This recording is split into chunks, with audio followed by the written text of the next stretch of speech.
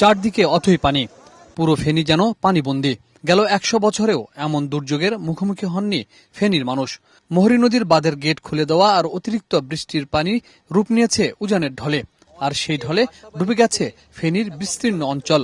ডুবে গেছে বেশিরভাগ বাড়িঘর, বিলীন হয়েছে স্কুল, কলেজ, হাসপাতাল সহ সব সরকারি স্থাপনা। ফেনী জুড়ে তৈরি হয়েছে মানবিক সংকট। জীবন বাঁচাতে উঁচু জায়গায় আশ্রয় নিচ্ছে মানুষ, তবে এমন জায়গাও এখন খুঁজে পাওয়া বিরল। প্রতিটি এলাকায় এখন যোগাযোগ বিচ্ছিন্ন। ৩ দিন পানিবন্দী থাকার পর ১২ দিনের এই শিশুটিকে উদ্ধার করেছেন স্বেচ্ছাসেবকরা। উদ্ধার করা হয়েছে নারী, শিশু সহ অসংখ্য মানুষকে। যতই সময় গড়াচ্ছে ততই বাড়ছে উদ্বাস্তু মানুষের সংখ্যা। বিভিন্ন উপজেলায় খাদ্য আর আশ্রয়ের সংকটে বহু মানুষ।